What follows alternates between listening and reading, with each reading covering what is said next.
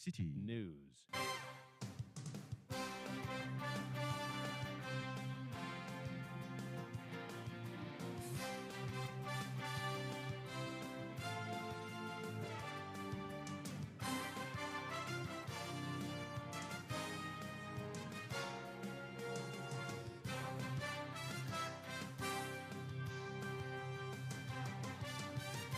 Hello, good evening. Welcome to Eyewitness News, coming to you live from our studios here at number 11, Dr. Martin Loop in Adabraka in Accra. My name is Salom Adonu. Tonight I'm here with... Coming up over the next 90 minutes, a court overrules NDC's preliminary legal objection to police's injunction application against the choice of route for minorities Planned Bank of Ghana protest. Meanwhile, the caucus has given the clearest indication yet that the march will come off on Tuesday despite the setback. More on this later. Also on Eyewitness News.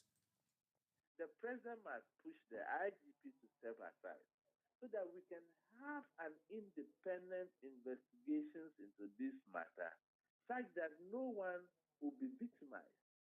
The police service suspends interdiction of 3 senior officers at the center of the leaked IGP tape saga as IGP Dampari recuses himself from participating in any disciplinary proceedings against the 3. Still on Eyewitness News, government to decommission toll booths on the Tema motorway 5 days after a fuel tanker rammed into the booths, killing 1 person. Stay with 97.3 Citi FM for more on this and other stories on Eyewitness News. And in business, banking players anticipate major boost for private sector as value of loans by financial institutions go up. There is more in business in the next 50 minutes. Eyewitness News is live across the country on all our affiliates and around the globe at citinewsroom.com. The bulletin or the program is also live on Tumpani Radio 88.5 in Nadoli in the Upper West region. Also on Jirapa 96.1 FM. In the Upper East region, we are on Rekas 92.1 FM in Bongo Namu. North Star Radio 92.1 FM in Tamale in the northern region, Nobia FM 98.1 in Narelugu in the Upper East region. Also, we are on Beach 105.5 FM in Takrady and Sky Power 93.5 FM also in Takrady in the western region. We are on Focus 94.3 FM on KNUST Campus Kumasi and Orange 107.9 FM also in Kumasi in the Ashanti region. We are on Sela Radio 97.1 FM in Dabala, Holy FM 98.5 FM in Aflao in the Volta region. In the Savannah region, we are on Kasha 99.5 FM in Damango. Your comments are welcome via our WhatsApp lines 0549 986 996. You can follow me on Twitter or on X at Selom Adunu. The hashtag, as always, is Citi Newsroom. Akosia gives us the first story. The minority in Parliament plans to proceed with their protest on September 12, despite an ongoing court process related to an injunction against their earlier protest scheduled for September 5. The court ruled against the MP's preliminary objection, directing the police to address certain irregularities in the injunction application. And the MPs had argued that the police lacked authorization from the Attorney General to file the injunction. The court acknowledged the police's authority under the Public Order Act, but required them to correct the application's name. The substantive injunction application is adjourned to September 18, yet the protest is still planned for September 12. Communications officer of the NDC, Sami Jimfi, spoke to the media after the hearing of the case. What has happened in court today is very refreshing, as you noticed with counsel for the respondents, lawyer Eduji Tamaklu, that the injunction application filed by the Ghana Police Service is irregular because they purportedly brought the action in the name of the Republic without due authorization from the Attorney General and Minister of Justice, who is the only public officer vested with the authority to bring actions in court in the name of the Republic. The court says what they did was wrong, and the police has pleaded for 7 days to amend it. We thought that we could have dispensed with that, and the application moved today because of how pressing the Occupy Bank of Ghana demonstration is. But the good news is that a fresh notice, according to the police, has been served on them by the minority caucus. And with respect to that fresh notice, no order of injunction has been given by any courts restraining the minority caucus, Arise Ghana, and other progressive forces who are part of this struggle from embarking on the demonstration, which is scheduled for Tuesday, the 12th of September. That was Communications Officer of the NDC, Sami Jimfi. Well, let's hit the phone lines and I'll speak to the head of NDC's legal affairs team, Eduji Tamaklo, to help us appreciate really what the court said in respect of the preliminary legal objection they raised regarding the police's application to the court. Hello, good evening, sir. Welcome to Eyewitness News. Can you bring us up to speed on what the court actually said today and what that means for the protest of the minority group? Okay, so Shalom, good evening, and good evening to your cherished listeners. As you intro rightly pointed out, the court found that yes, the process filed was irregular, except for the court to say that that irregularity will be cured by reason of the rules of court. And in the circumstance, granted the applicant 7 days leave to amend the motion paper and the processes that were filed before the court. So essentially, that's what happened. So the protest, your client's protest, is scheduled for September 12th. That's Tuesday, if I'm not mistaken. Yet the return date for the application is the 18th. What does that mean? Are you continuing with the protest, or you await the hearing of the application?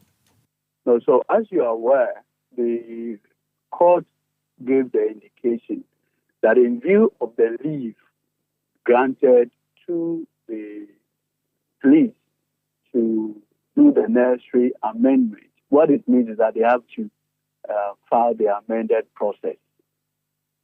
The court then said, in the circumstance, since there is quote-unquote a pending matter, we will adjourn, as you know, next week happens to be the bar conference as well.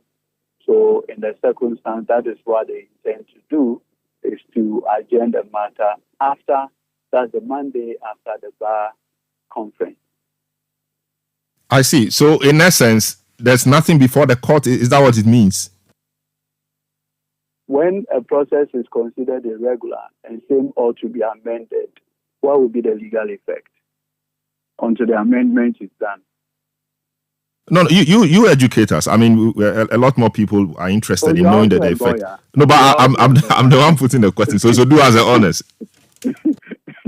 I mean, technically, until the new process is supposed to take effect upon the amended application, and that is yet to be filed. So when they filed this application, the police in court raised the issue that, in view of the fact that the quote unquote the old matter, because the police themselves informed the court that, as far as they are concerned, we have served them fresh notice or notification pursuant to the Public Order Act. So I indicated to my Lord the Judge that in the circumstance, the application that we have become odious. Because if you are now telling the court that there is a fresh notification, then what it means, in fact, is that it's like a fresh process can only be founded on that notification or failure to comply with whatever directive that the police will be given. So, and you know, the police had also indicated that we should have a meeting with them based on the fresh notice that was served on them. And that meeting was scheduled for today at 2 p.m., except that later on the police called late in the day that the meeting cannot happen as scheduled, and that they expect us to have a meeting on, on Monday. And now you know that because this is the first notice, and there's no application related to the first notification and the 12th September date that we have slated the demonstration. Technically, there's no or nothing injuncting the demonstrators. Well, what happens if the police, for example, serves you on Monday with a fresh application in respect of your new notice, seeking to stop you from undertaking the march, using the routes you have detailed in your notice to them? The police cannot serve me energy. No, I mean your clients. That is if clients unveil themselves, correct? I see. Based on the scenario that you created, it means that my clients should not unveil themselves. But your clients have an office. Your clients are known. I mean, they can be served, can't they? But if you are saying that my clients, if they go to the police, they will be served, would they go? If they are in my shoes, would you advise? So, in essence, the Monday meeting, you are telling us that the Monday meeting, you are not likely to honor it. We were ready for a meeting today. But if tomorrow or Monday, the police are going to approach my client, okay, with a fresh injunction application, then after this show, I'll call you and ask you what do you think my advice to them should be. And I've always relied on your superior understanding. You have to share your legal fees with me then. But what happens? So this means that the police will have to do what they are constitutionally mandated to do by helping you with protection, etc. Absolutely. And now, and you see, I strongly believe that following the decision of the Supreme Court in the MPP versus RPP decision, I've always said that one of the things that have sustained the 1992 Constitution is the ability, the opportunity for people, as and when it becomes necessary, to demonstrate. What a demonstration does is that it allows people to vent out what their frustration rather than bottle it up. And you see, when you allow people to bottle up their frustration, it is not even good for the stability of this country. Come to think of it. In the last election, over 6 million people, voted for the NDC. If the NDC today decides to put 6 or even 2 million people on the streets of this country, what can the police do? What can the police do? Nothing. They'll be overwhelmed. So sometimes, these whole schemes of trying to, try to slave demonstration with it is not being good for the stability of this country. For the stability of this country. Allow demonstrators, and truthfully in this case, the organizers of these demonstrators are members of parliament. They have a huge responsibility to ensure that the demonstration will be done peacefully. You understand? So it's even incumbent on security operators of this country, duty bearers, to allow some of these demonstrations. What that? It gives people the opportunity, as it were, to freely vent out their frustrations. You don't have to wait. Then things get, then now you begin to, say people should make noise. Like what the president of Gabon was telling the people. Meanwhile, this was the president that a few weeks ago has shut down the internet in Gabon. If they are giving people the opportunity to use the internet to vent out their frustration, he may well not be in the circumstance that he finds himself. How come that people are not learning? Why are people not learning?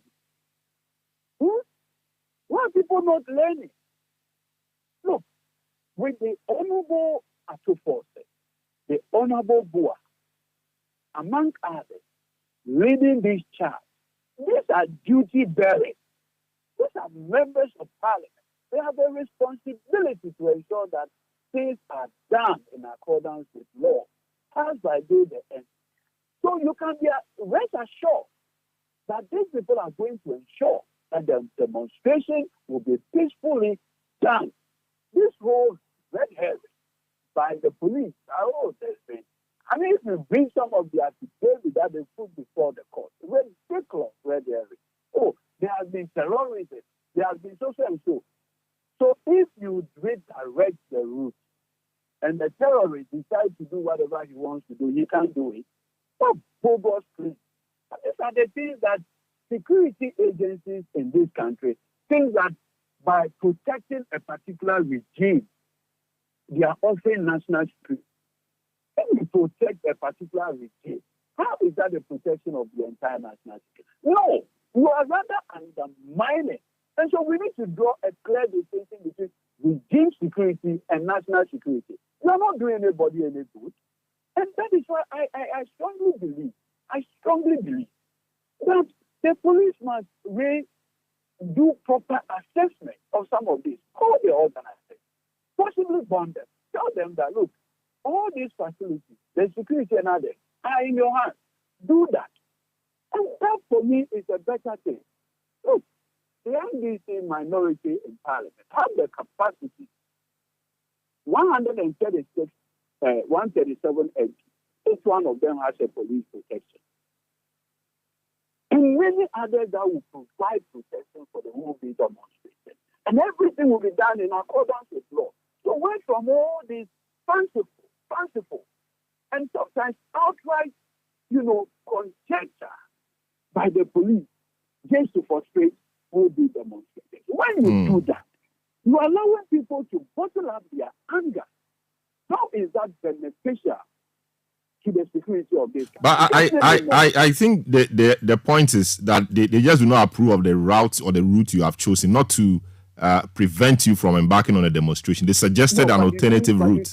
But you see, if you see, and I'm aware that in 2014, 2015, Occupy Ghana, when they held that protest, correct, at the end of the day, the protesters, beyond going to the Efa Sutherland Park, came to Afrikiko.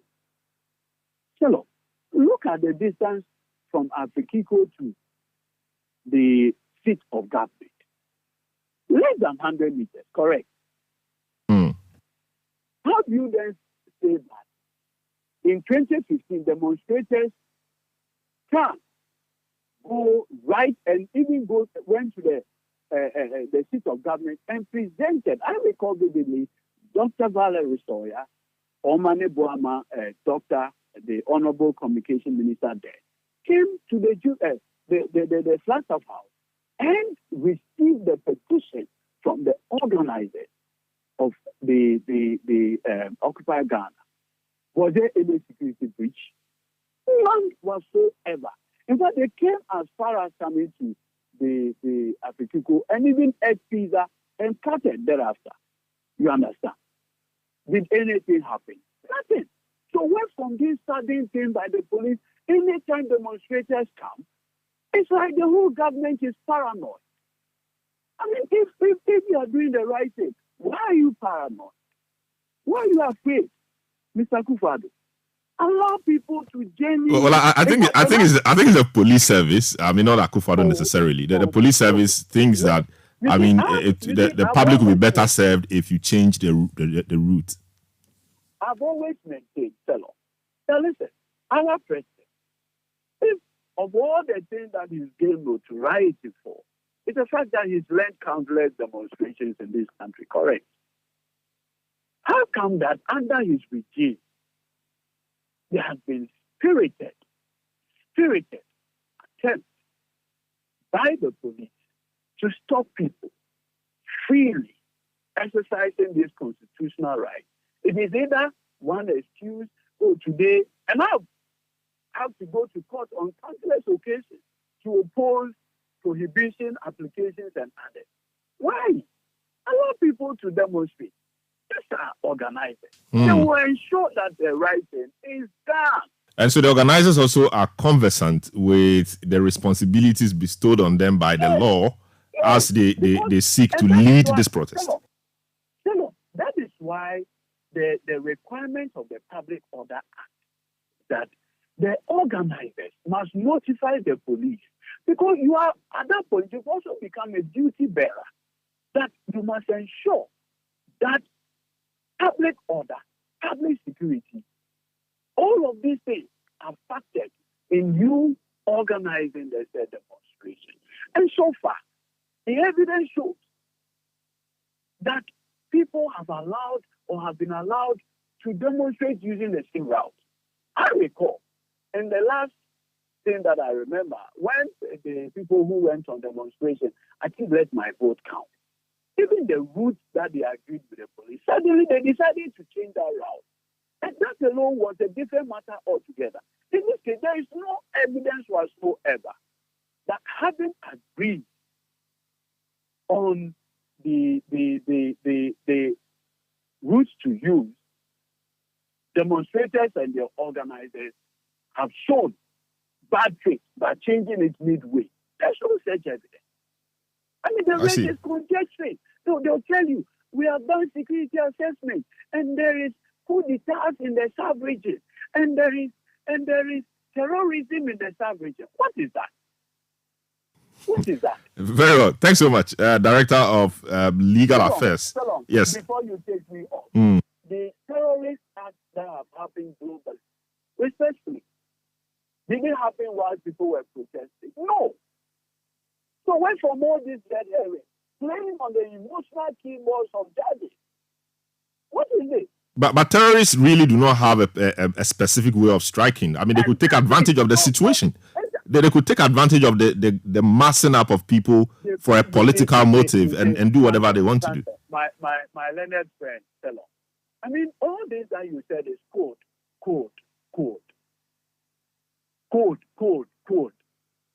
How is that code evidence?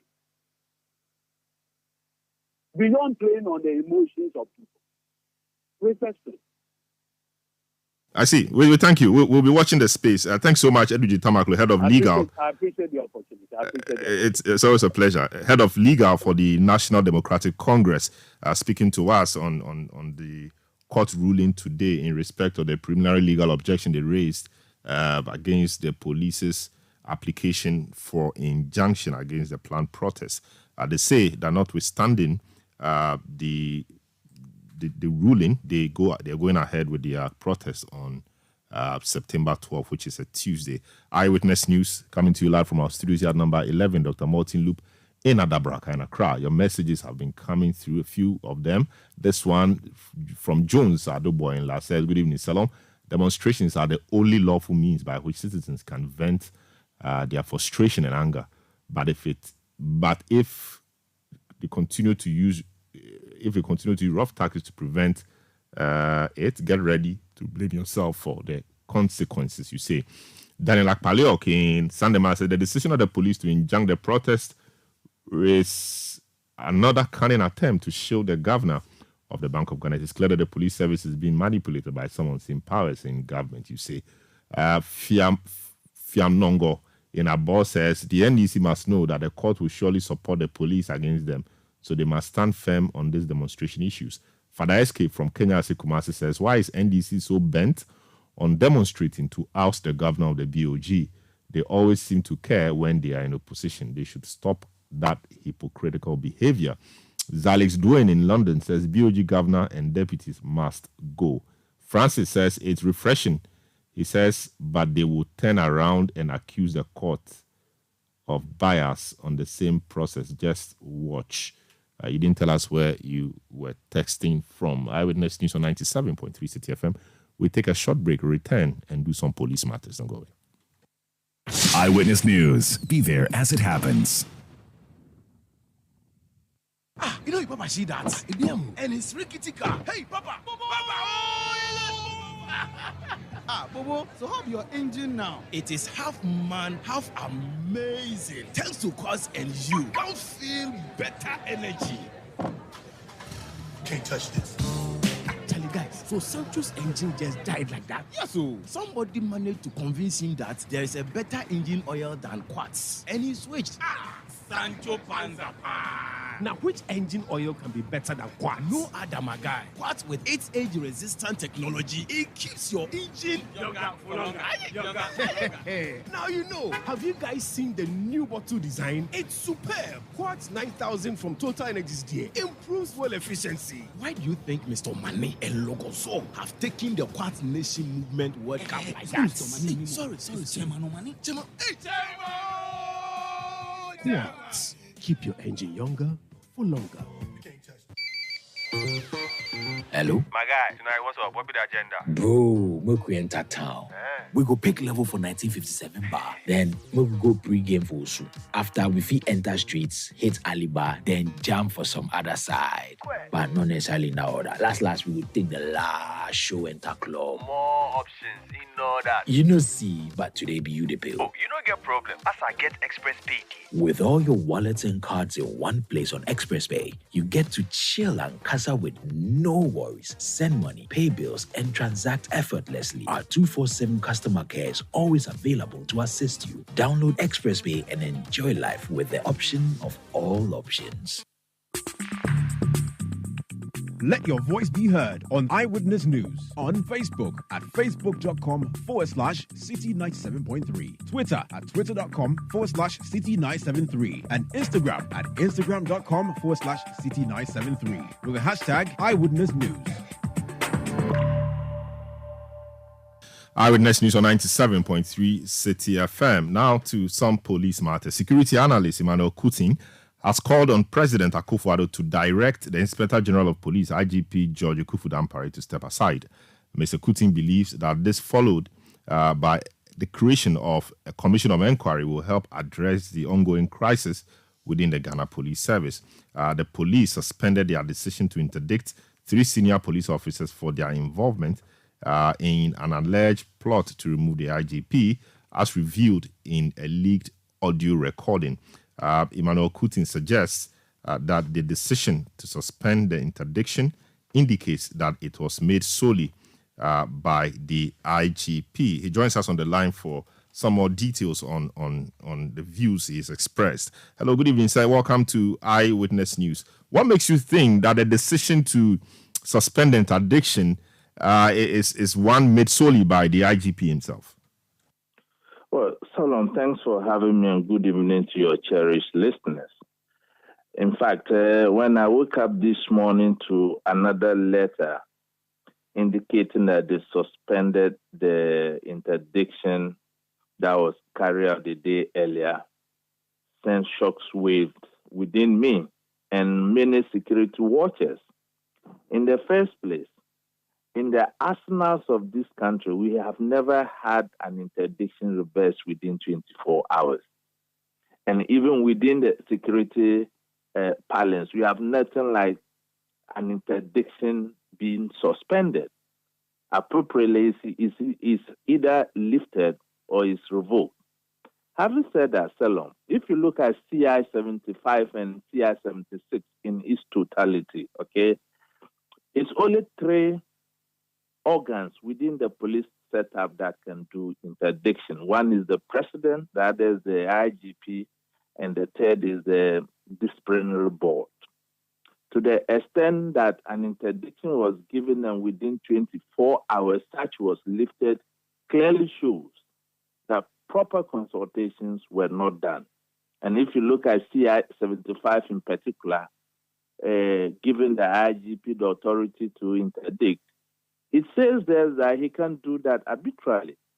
And I've picked intel that the president directed the lifting through the Minister of Interior. So to that extent, I feel that the events that are unfolding within the police as an institution have a lot of national security implications. And it's only fair that indeed the interdiction that was done, which I came out to say it was an afterthought or prematured, the IGP equally hence have been tainted. And if you looked at the evidence put together before the Parliamentary Select Committee, the burden of proof have been shifted onto the IGP. So it is only fair in the course of justice that he should have honorably step aside so that a proper inquiry can be made. But unfortunately, it looks as if he has not done that. That's why I'm calling on the president to trigger that option and widen the scope of the Parliamentary Select Committee on their terms of reference, or altogether, that parliamentary inquiry should be muted such that a new National Commission of Inquiry can be set up, given the evidence that are unfolding day in and day out. Don't forget, when Buri Nabu appeared before the committee, he made some profound statements that chiefs don't lie, and if he should lie, he would die. And clearly, the 3 senior police officers have been able to vindicate themselves by the latest video evidence that have come out. Buru Nabo himself saying that he's been paid 10,000 Ghana cedi monthly by the police, except that he fell short of saying that it was coming from the IGP. So who is the head of the police as an institution? That's the IGP. But we don't know why he's paid that money. The police or the security people pay all sorts of people for all sorts of reasons. No, but let me ask you, Salom, there are certain things we gloss over.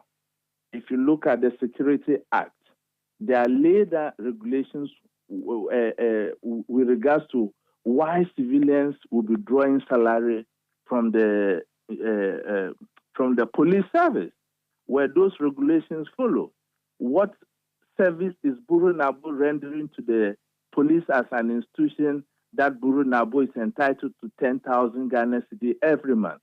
And don't forget, the 3 senior police officers who came before the Parliamentary Select Committee made a lot of wild allegations.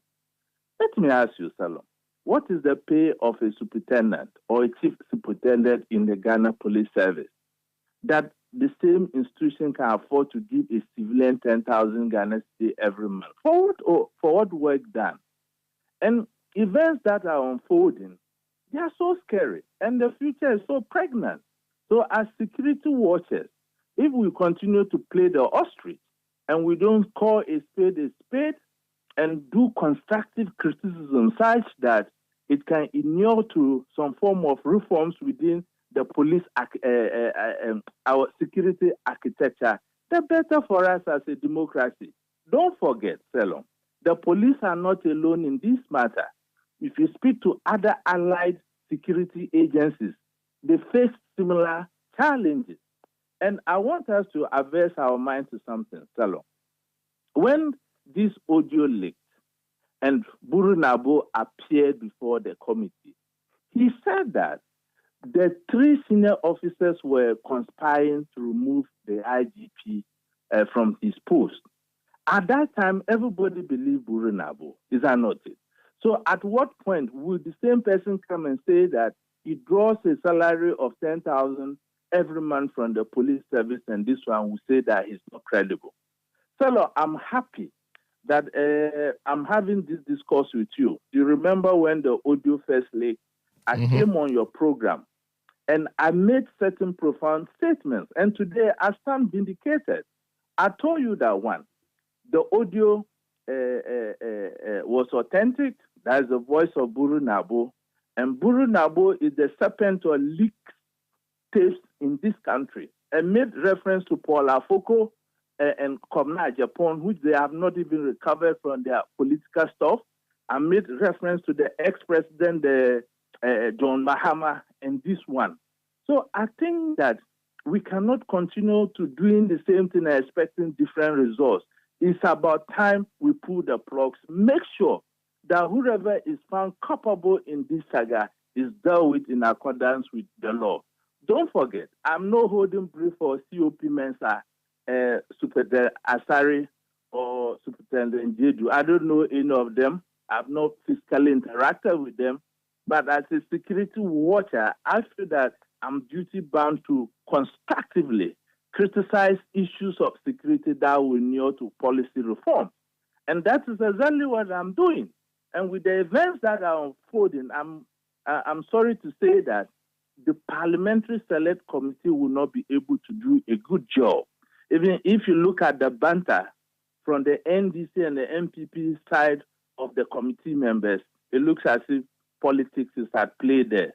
That's why I'm calling on the president to step in and probably mute that leak of the inquiry and set up a national commission that will inquire into the matter, the commission that have prosecutorial powers, then we can get far-reaching reforms that will go in tandem with our fledgling democracy. Very well. As security persons, you don't think that this whole probe is being personalized too much? Are you not concerned about the bigger national security threats or issues that have come up in respect of the dangers they pose to our elections and then the potential disruption of peace and order in this country? Talking about electoral mafiaism, which was alluded to by COP Mensah.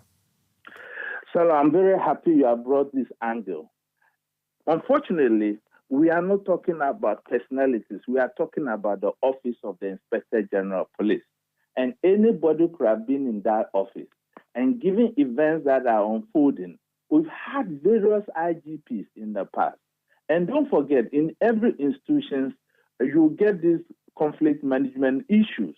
But under this current IGP, it looks as if the issues are one too many. That is why I'm humbly calling on him to step aside, or if he doesn't move, the president trigger the authority that he has to get him to set aside. And you made a very profound statement about elections and the mafia involved and those things. That is why we even need a national commission of inquiry, probably headed by an appeals court judge or a high court judge with prosecutorial powers, so that we can deal with these matters within the ambit of the law. Don't forget, it is the commissioners or the senior officers' word against that of Buru Nabo. And now the burden of proof is shifting to the IGP. And the IGP unfortunately took a premature decision by interdicting these officers. And that is why I said in your bulletin yesterday that if the IGP doesn't take time, he will fall on his own sword. And today, I've gotten a communication from his office indicating that he's recusing himself for whatever disciplinary action they may take against these officers. To me, I think it's belated, and he has not got that moral authority, and his position has become so untenable. And don't also forget, I think Superintendent Asari Ozi Emmanuel Jedu made a statement that they never went to Buru Nabo. They were invited. And I'm inclined to believe these two police officers because I'm sitting on an intelligence that indicates that a commissioner of police, at the same time this audio was recorded, was invited by Buru Nabo with the guys that he has brought yarns from the north for the person. The person didn't come. A month later, Buru Nabo called the person again. So to me, this saga is about entrapment, and we need a properly constituted commission of inquiry to deal with this matter, and we'll have far-reaching reforms that will keep the police as an institution and bring its hard damaged reputation back. But you'd also think that these people fighting the IGP are doing so because, I mean, for the first time in many years, the public generally thinks that Dan Parry is a working IGP. We have seen the confidence of the public in the police is picking up, it's growing. There's growing confidence, in the system, etc. So, for example, I mean, we see a lot of road cams around. The police, when they arrest you now, they are a bit more careful about what they say and what they demand of you. These are reforms that will take time to crystallize. And obviously, when you are taking people's illegally procured monies from them or means of livelihood from them, they will fight back. And these are some of the things. So, for example, COP Mensah, or one of them on the tape, said to Buru Nabo whether he could imagine that this IGP arrested or caused a soldier, a military commander also to be arrested for a road traffic offense. Why shouldn't a military commander be arrested for a road traffic offense if indeed that offense was committed? These are the things we are talking about. And we always say we want a country that works. We want a country whose laws are enforced. The man is doing that, yet, we are putting a lot of hurdles in its way. What should he do? Salom, I'm very happy you brought this angle, and I'll break it into two for the sake of our listeners. One, if you listen to the video that is in circulation, Buru Nabo made it clear that he didn't know Dampari. They brought Dampari to him and he sent Dampari to the old man. It means that Dampari lobbied to be where he is. And lobbying is as old as the institution itself. It's just unfortunate that these people were entrapped and theirs is in the public domain. Do you know how many people lobby to get jobs in this country? Don't let us play the ostrich. Let's call a spade a spade. There are other aspects of police visibility. Let me put it on record. Dampari is not the initiative of Dampari with regards to police visibility. He came to meet it and took it to another level. And the level he brought it was creating his own Dampari boys and use these motorbikes. And these Dampari boys don't respect even line commanders. And a police as an institution, we have what we call regimental orders. That keep them. That is the fiber of the institution. You can imagine a corporal disobeying the orders of a superintendent or an ACP or DCOP or commissioner for the fact that he has direct access to Dampari. So if Dampari is not there today, what happens to those people? Then victimization comes. And you see that when it happens like this, we are not really building the institution. We are rather dividing it sharply. Let me make these quick points as well.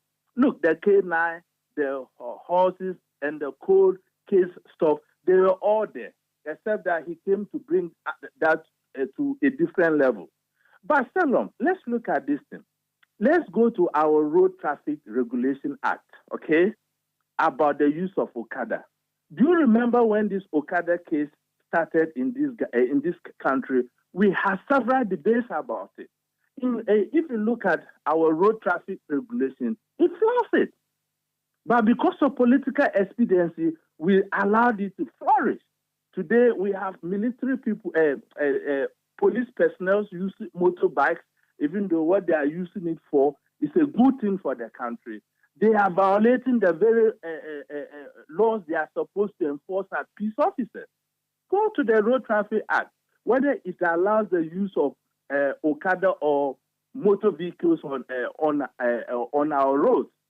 So that is not to say Dampari have not done anything. No.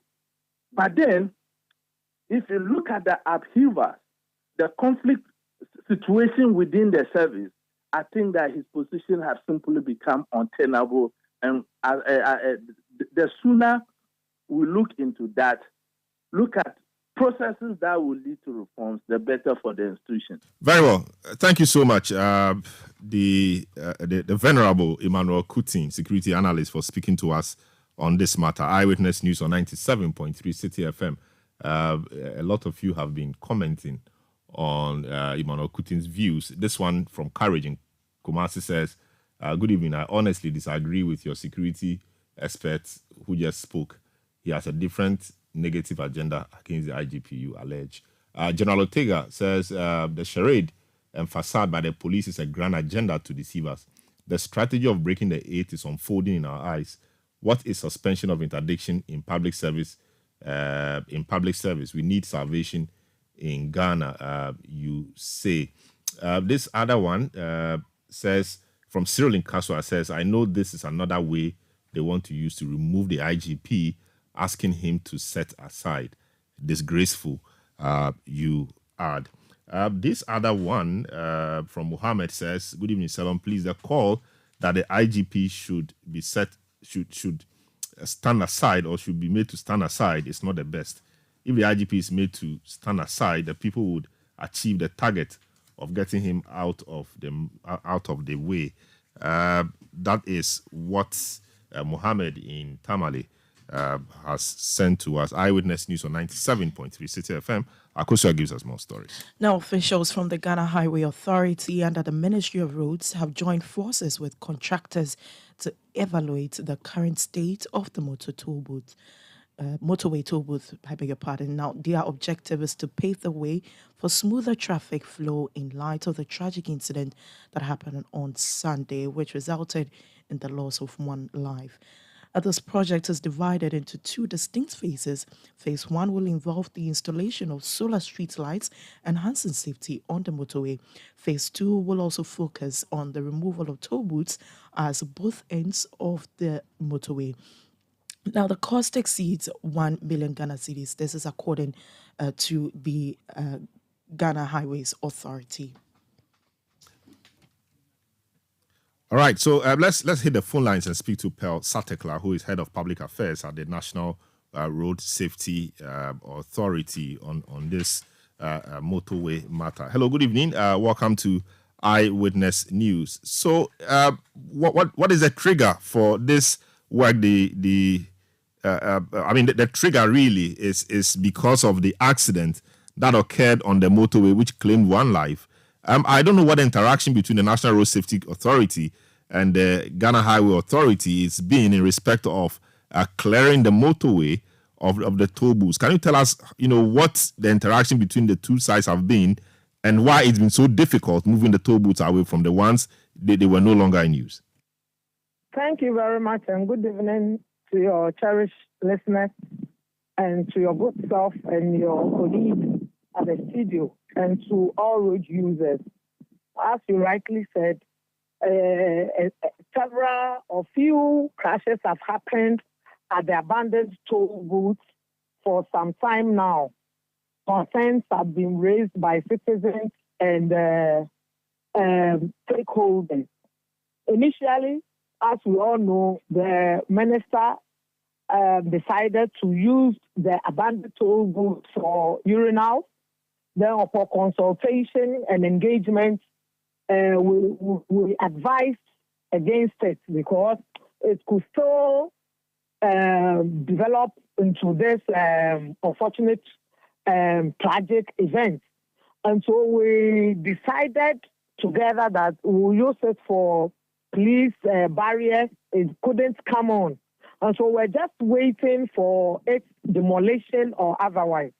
But all those things couldn't hold. And so, per the recent crashes that occurred, especially the recent one that occurred and we lost a life, we have to engage the road agencies, especially the ministry and Ghana Highway Authority, on it to see how best we could immediately do something to safeguard lives on that section of the motorway. And so, based on consultation from management of National Road Safety and the Ghana Highway Authority, we came to a conclusion that the toll booth there should be demolished and then safety infrastructures be put there to protect road users along that stretch. So upon consultation from all stakeholders concerned, especially from our outfit, National Road Safety Authority, we agreed upon this project to make sure that safety returns to that section of the road. So it is a collaboration of concerned stakeholders that is bringing up this thing. How about other? So that's the motorway. It is disappointing that people had to die before this happens. But when are we going to see the project or the project takeoff? When are we going to see the decommissioning start? Yeah, thank you very much. We agreed that street lights should be installed at that section for visibility, so that immediately drivers who drive into the motorway with the complaint that when they get there, they are not able to see the abandoned toll booth, the section will be visible enough to protect them. And so contractors are there now doing visibility studies. The street lights will be erected any moment. Work will be done both day and night. So upon the erection I think it will take a week for the erection of the street lights. And then after the street lights have been erected, crash barriers will be put on the stretch of the motor. You see that the original motorway was a 2-lane, but a section has been stretched. That other part will be restricted to motorists so that when they are getting near the toll booth, they will reduce their speed so that further crashes will not occur. So after these things have been done, then I think that one will take a week as we agreed on. And after that, the demolition will take place. After the demolition has taken place here, the authority, which is Ghana Highway Authority, agreed that they will carry further demolition throughout the country where toll booths are not being used. I see, but I'm wondering why your explanation notwithstanding, why the toll booths or the street lights will have to be fixed first. During daytime, you could decommission the toll booths and then you fix the street lights.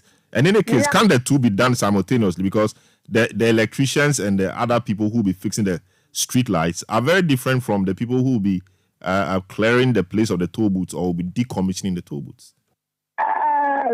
Sorry, I'm not an engineer. I don't know why the engineers came up with that program or the schedule like that. I think it can be best be explained by the engineers why they came up with that schedule. Unfortunately, I couldn't offer an answer to that. Very well. Yes. So how about other roads? So, for example, the Accra in Sawam Road, there's a toll booth around Pobliman or so, and that toll booth is also in bad shape. Are we waiting for something to happen before we think about that as well? Thank you for the question. No, we are not doing that. So we brought up the issue of all the toll booths around the country that has been abandoned due to non-collection of the tolls.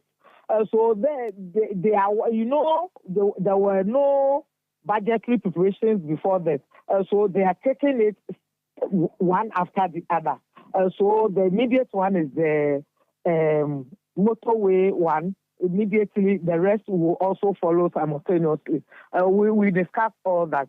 But due to lack of budgetary arrangement, they will be doing it one after the other. And because we told them that we don't want any casualty to happen before we go into it.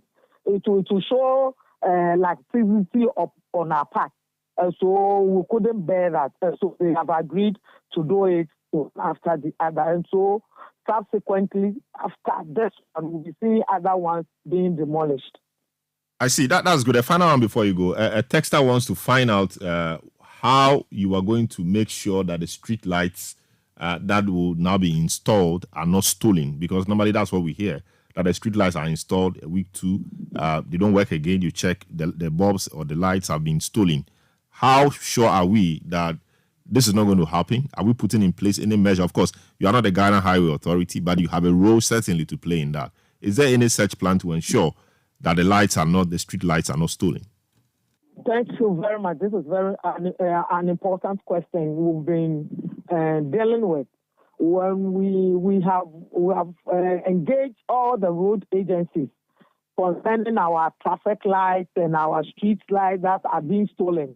At least if it's God's fault, we could rectify it. But if it's stolen and it is replaced, still stolen, then where are we going?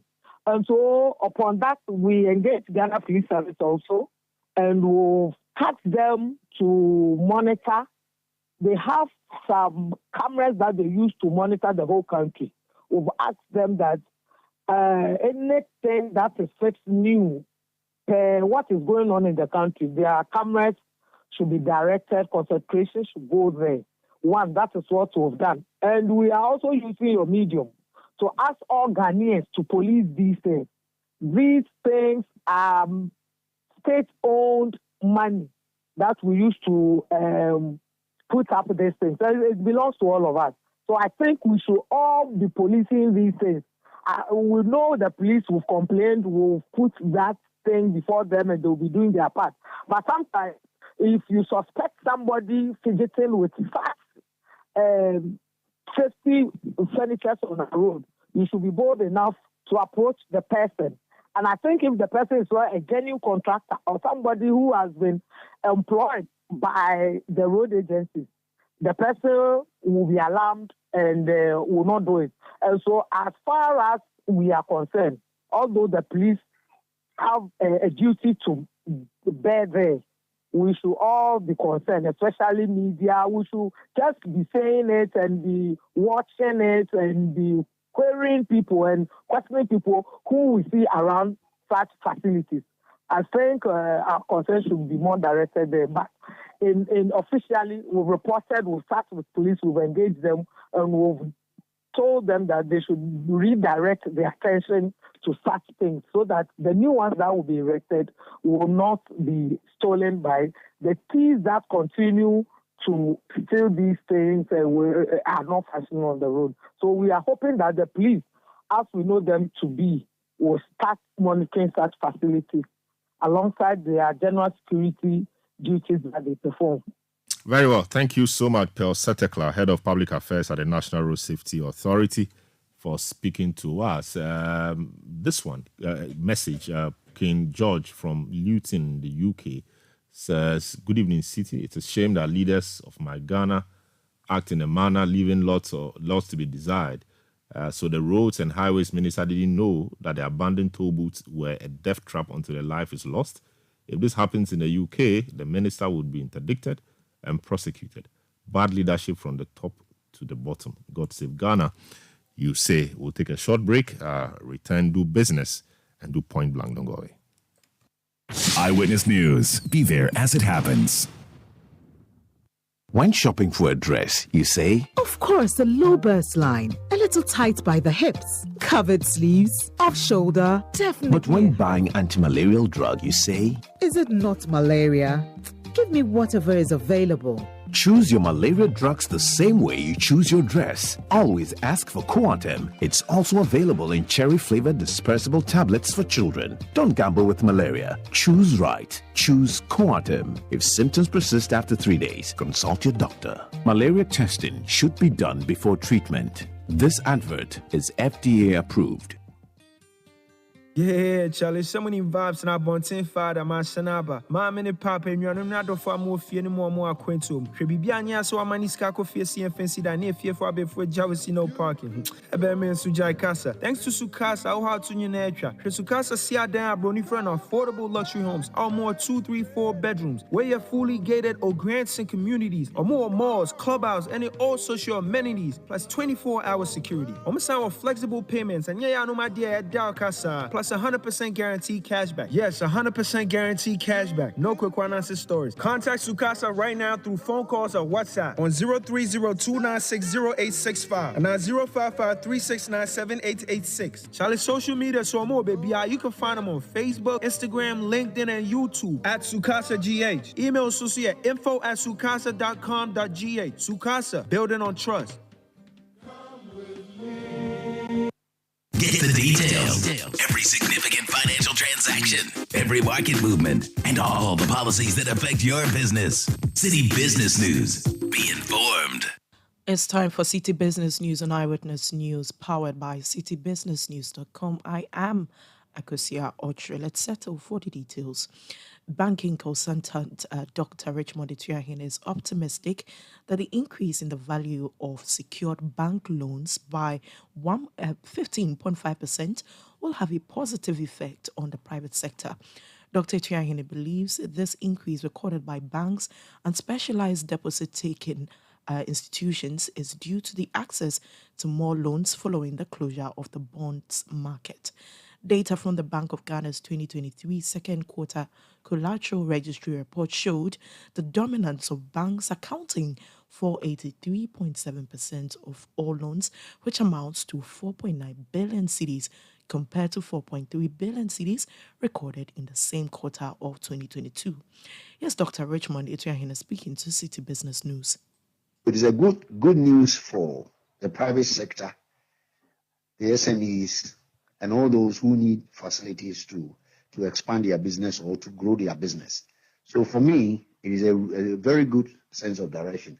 But it also stems from the fact that because the bond market has been closed and it's no more attractive, so the banks have found themselves that now we must do proper banking. Give it to customers, let them work so that we will have a productive sector in the economy. So for me, if it continues like that, then we can say that the economy will be turning around some days and years to come. So for me, it is a very positive news. That was Dr. Richmond Ituahine. He's a banking consultant. Now, economist Dr. Patrick Isuming has urged the government not to relent on its efforts in restoring investor confidence, liquidity on the money market, and building economic resilience. His comments comes on the back of recent government's announcement of successfully settling and concluding the alternative offers to pension funds and the US dollar-denominated bondholders. In a Citi Business News interview, Dr. Patrick Isuming emphasized the need for government to honor its debt restructuring obligations. I think it's good that government pays its debt.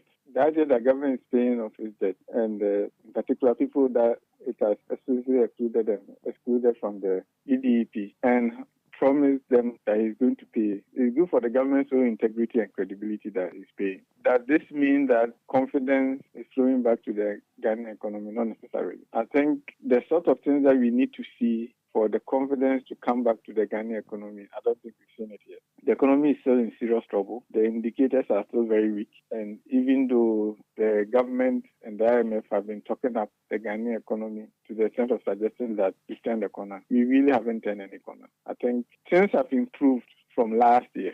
But the level of difficulty, the level of suffering, the challenges that businesses face, the challenges that ordinary Ghanaians are facing, they haven't let up at all. So I think in terms of Ghanaians having confidence in the economy, I think it's still very low. That was economist Dr. Patrick Isuming. Now, West African countries have been challenged to work towards improving their macroeconomic conditions to pave way for the smooth implementation of the ECO as the single currency in the sub-region. Currently, no country on the bloc has met the convergence criteria for the program, a situation which has been blamed on global disruptions. What appears to be the non-readiness of member countries has also been compounded by a 4% drop in macroeconomic growth among ECOWAS members for the 2022 economic year, questioning the feasibility of the 2026 timeline for the roadmap. Ghana is hosting the ongoing 2023 media statutory meetings where some of these concerns are being deliberated on. Dr. Philip Abrado Otu is Director of Research at the Bank of Ghana. Let's listen to him address delegates during the 43rd Joint Ordinary Meeting of the Economic and Monetary Affairs Committee and the Operations and Administrative Committee. The region has been hit by additional shocks, including the Russia-Ukraine war, which has unleashed untold hardships on the region, as reflected in high commodity prices, especially in food and energy, resulting in unprecedented inflation rates. Policy tightening by central banks in response to inflation has raised the cost of borrowing and constrained economic activity. With elevated debt levels, these developments have further compounded the fiscal and debt sustainability concerns for some countries, as in the case of Ghana, which led to the debt restructuring exercise. While this performance is worrying, it is not surprising given the challenges the region has faced over the past 3 years. That notwithstanding, a concerted effort is required to help improve our macroeconomic environment and place the region on a stronger convergence path for a viable monetary union. Dr. Philip Abradu Otu is Director of Research at the Bank of Ghana. Meanwhile, a professor of finance at the University of Ghana Business School, Godfred Bokwing, doubts ECOWAS member states are committed to rolling out the ECO currency. Commenting on the development, Professor Bokwing said the member states have not demonstrated a willingness to exert the requisite efforts towards the envisioned goal. The discussion about the ECO has been around for a very long time, that one wonders whether the ECOWAS member countries are really committed to this and are willing to exercise the necessary fiscal policy discipline and prudent monetary policy towards the rationalized macroeconomic convergence. I mean, we have revised those targets, missed those targets so many times that I'm sure the business community has moved on, right? And I'm sure we have moved on. So, especially some countries have done quite well in meeting a good number of those rationalized convergence points, but some countries have not done quite well, particularly in the case of Ghana, when it comes to inflation. When it comes to fiscal deficit, we have not been able to comply with that consistently. And Ghana is a big player, right? Ghana is a big player within ECOWAS, and therefore the incentive to work towards that hasn't been so strong. And therefore, especially in election years, we tend to sacrifice those macroeconomic fundamentals for the gains of election. You heard the Professor of Finance at the University of Ghana Business School, Godfred Bokwing. Now, truck drivers in Tema are threatening to boycott the transportation of goods from the Tema port in protest of the abandonment of stranded drivers at the border town between Benin and Niger following the border closure. This move is in solidarity with over 200 Ghanaians who have become stranded after the borders were closed upon the orders of the Economic Community of West African States, ECOWAS, in opposition to the military takeover in Niger. Now, these drivers were carrying transit goods primarily from the Tema port to Niger, while others were transporting onions from Niger to Ghana. Commenting on the situation, Ibrahim Musa, who's the Executive Secretary of the Joint Association of Port Transport Unions Ghana, lamented the dire state of some of the drivers, conductors and truck owners who have their investments tied up. We are very unhappy with the plight of our comrades at the Benin and Niger border. On either side of it, some are stranded on the Benin side, and there are those also who were already in Niger before the closure of the border was announced. What is happening is that some of them have been there for well over a month now. Their subsistence allowance for the trips are totally depleted, to the extent that now drivers and their mates have to go to the township, adjoining towns around the border, to do menial jobs, construction and farm work, just to feed themselves. And because there is this perception or news out there that it is the government or the leadership of Ghana and Nigeria that are in favor of some military action against the coup leaders of Niger. Ibrahim Musa is the Executive Secretary of the Joint Association of Port Transport Unions, Ghana. Let's end here because the Ghana Export Promotion Authority, GEPA, aims to boost the country's export revenue to $25.3 billion by 2029. The authority has disclosed that $3.5 billion has been achieved thus far as it strategizes to make Ghana an export-led economy and is therefore seeking stakeholder participation to meet the target. Dr. Efua Sabiasari, CEO of GEPA, was addressing the 80th National Exporters Forum, which was organized by GEPA in partnership with Access Bank Ghana PLC. Presently, we stand at 3.5 billion, signifying the considerable work ahead. This strategy rests on three pillars: boosting the supply capacity for exports, improving business environment to facilitate increased exports, strengthening exporters' capacity to effectively compete globally. And with the Africa Continental Free Trade Area in place, the status quo in the trade landscape is no longer tenable. Chief Executive Officer of the Ghana Export Promotion Authority, Dr. Ifua Asabia Asare, ending today's edition of Citi Business News, powered by your most comprehensive business news website, citybusinessnews.com. I am Akusia Oche. Have a good evening. Point Blank is up next. Let your voice be heard on Eyewitness News on Facebook at facebook.com/City97.3, Twitter at twitter.com/City973, and Instagram at instagram.com/City973 with the hashtag Eyewitness News.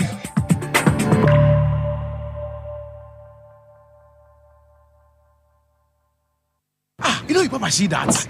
And it's rickety car. Hey, Papa! Bobo, so how your engine now? It is half man, half amazing. Thanks to Quartz and you can feel better energy. Can't touch this. Actually, guys, so Sancho's engine just died like that. Yes, so somebody managed to convince him that there is a better engine oil than Quartz, and he switched. Sancho Panzapa. Now, which engine oil can be better than Quartz? No other, my guy. Quartz with its age-resistant technology, it keeps your engine younger for longer. Now you know. Have you guys seen the new bottle design? It's superb. Quartz 9000 from Total Energies there improves fuel efficiency. Why do you think Mr. Mane and Logoso have taken the Quartz Nation movement World Cup like that? Sorry. Chairman Mane. Quartz. Keep your engine younger for longer. Technology is shaping the workforce of the future. Are you job market ready? Looking for a career change or want to get into the tech space? The place to start is with ALX. ALX, an Africa Leadership Group initiative in partnership with the Mastercard Foundation, is developing a talent pool within the technology sector. ALX offers courses in software engineering, AWS cloud computing, data analytics, and Salesforce administration. This is an opportunity to learn in-demand skills in a changing job market. ALX provides added value in training programs, mentorships, and networking. Apply now and get started on your dream career. Visit www.alxafrica.com to register before the deadline of 12 September 2023.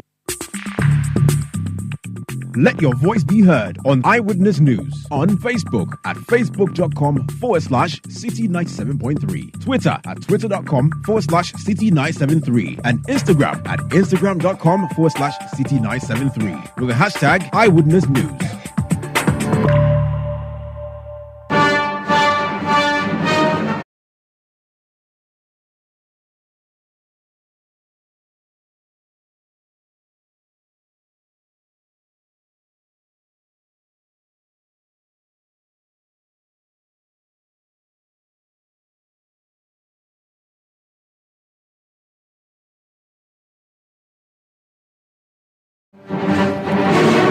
Hello, good evening.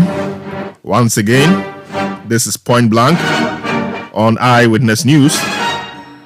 Tonight on Point Blank, we speak to the West Africa Examination Council. They're in the middle of the WASI exams, the West Africa Senior Secondary Certificate Examination.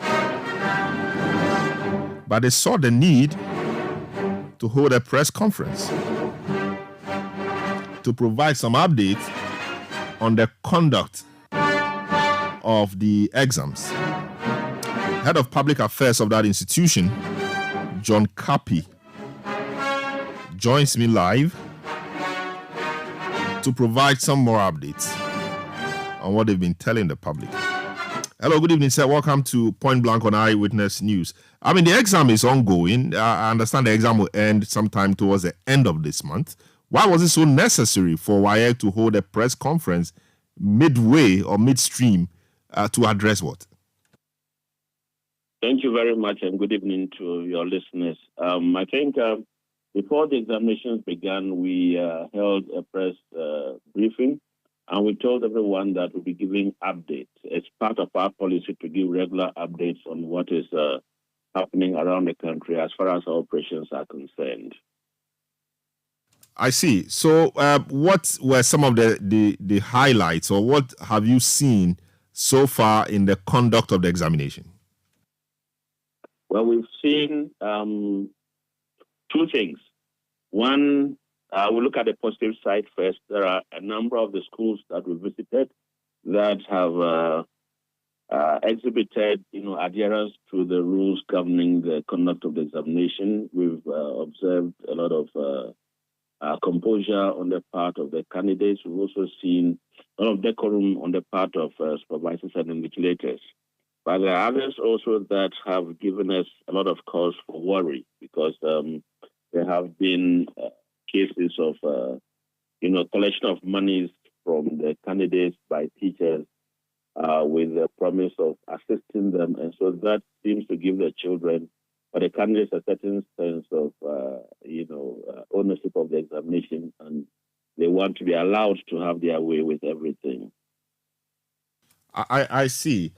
You also talked about examination irregularities, citing foreign materials on candidates in examination halls, amongst other things. In terms of foreign materials on candidates in examination halls, I thought prior to the examination, you made the public aware that you were going to conduct searches on the candidates before they enter the exam hall. Did that happen? How are they able to go into the exam hall with foreign materials when you have searched them? That's correct. So you would bear me out that we do not have our personnel everywhere in this country. We depend on our partners, that is the invigilators and supervisors, to perform that task on our behalf. If we find these things on the candidates in examination halls, that presupposes that that aspect of the job was not done or was not properly done.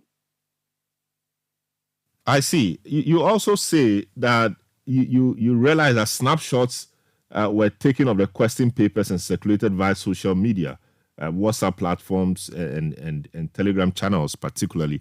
But what does this do? They are in the exam hall writing the exams. In the first place, how are you said the pictures are taken by the invigilators, right? So if the invigilators take pictures of the exam papers and share it on social media whilst they are in the hall writing the exam, does that affect the exam in any way? Because they will have no access to social media or to the platform to see that the questions are being answered or not. Is that a problem? Now, if you probably listened to our media briefing today, we mentioned the fact that candidates smuggle mobile phones into the examination halls. We at one particular school, we collected as much as 86 phones on a particular day. So that tells you that, and again, we are monitoring all these social media sites, and we have been able to discover that they are not able to post anything before the examination, and so the advice is for candidates to go into the halls with their phones if they can, and be helped as the examination goes on. I see. So you also talk about smuggling of mobile phones and other electronic gadgets, which you've just dealt with. But you said that during the government paper, for example, 86 mobile phones were seized from candidates at the O2 Memorial SHS in Bibiani. And some candidates have also been caught with smartwatches. So in just one school, 86 mobile phones were seized from the candidates in one paper? That's correct. I see. So when you see things like that, don't you question the school? Don't you question the invigilators and other supervisors deployed to oversee the exams? Certainly. So I think as in parts of our presentation this morning, we indicated that some of these supervisors have been picked up. They've been relieved of their duties and handed over to the police. We have also had cause to dismiss some invigilators from some of the centers because we've discovered them not to be up to the task. So obviously, we are taking action against any examination official, that is, those who are supposed to be actively conducting the or supervising the examination at the various centers. We're taking action against them because they've breached some of their rules. I see. You also talked about the fact that some schools lock the school gate to prevent your monitors from gaining access to the schools to do their monitoring. And you mentioned again the Otu Memorial Senior High School in Bibiani. I'm just wondering, this particular school has come up a number of times. What really you'll be doing about that school? Is it a case that, or would the rules allow you to blacklist a school such that those students from those schools cannot register for exams in the following year? Is that possible per your rules or laws? That is possible. We recognize institutions that are found to have overwhelmingly breached our rules. So an example is Otu Memorial. As I can say that yesterday we had to call for military enforcement because, again, they were being hostile towards our monitors who had gone there to ensure sanity. So going forward, there are options that we have. Even as the exams are going on right now, we can look for a suitable alternative and move the entire center to the place to write the examination. Going forward, we can also decide that we're going to derecognize them, and so they would not be able to register independently and write as candidates of that particular institution. Talk to us on what you term impersonation or insertion of scripts. Right. So basically, impersonation is having somebody who is not a bona fide candidate writing the examination on behalf of the bona fide candidate. For example, the example that we gave at Only Believe Senior High School, Akukurentumi, a national service person, attempted. He was actually in the examination or writing the exam, writing for somebody else, but our verification machine discovered that he was not the actual candidate. We also picked up one from Christian IPS. So these are people who are writing the exam on behalf of some other candidates. And so they have also been handed over to the police. For the issue about the insertion, we realized that at Ideal College La Paz campus, there was this person who attempted, the supervisor actually, there were 7 extra scripts, and these were meant for candidates who were absent for the examination. And so, obviously, we had to, relieve the man of his duties and to hand him over to the police. Yeah. All right. So, what's the situation with leakages? Every now and then, we hear about leakage of some of the questions or papers. Have we had cause to worry about the same phenomenon this year? This year, we have not had any cause to worry because we are monitoring all the rogue websites. We listed them in our presentation today. And so far, we have not come across any issue of that nature. So for issues of leakage, for now, we haven't seen anything. Well, will you say that the irregularities, have been more prevalent in public institutions or private? It is difficult to put a finger on that for now because we are monitoring.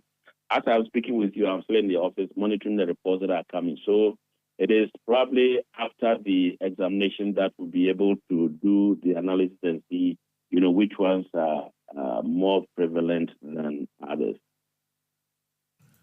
So, are you concerned? Really, before even that, will you say that the number of irregularities you've recorded so far this year has been unprecedented compared to the previous years? It's quite overwhelming because we've discovered there are new trends, especially where we have evidence of teachers or school authorities, collecting monies from these candidates. So you can tell that there's a certain level of collusion between the candidates and the authorities of the school. So that is where the problem is as we speak. Yeah. Well, what will you attribute this hike in irregularities to? I mean, what does your analysis so far tell you as the root cause of these irregularities? Well, I think that there is no opportunity for anyone to get anything from anywhere else. This is just my guess. We are still looking at the nature of it and, trying to, assign reasons to the reason, as to why we have this level of, irregularity. Yeah. I see. But are you also concerned as WAEC that the number of irregularities you are recording could affect the integrity of your certificate? Obviously, there's cause to worry, but we also have mechanisms with which we are able to determine who should be certificated and who should not. And so, much as we are worried about this, we are intensifying our monitoring so as to be able to tell, which of these candidates would qualify for a good certificate and which ones would not. All right. It's almost time. I mean, if some of the candidates are listening to us now, I mean, as an official of WAEC, what can you tell them? I mean, speak to them directly.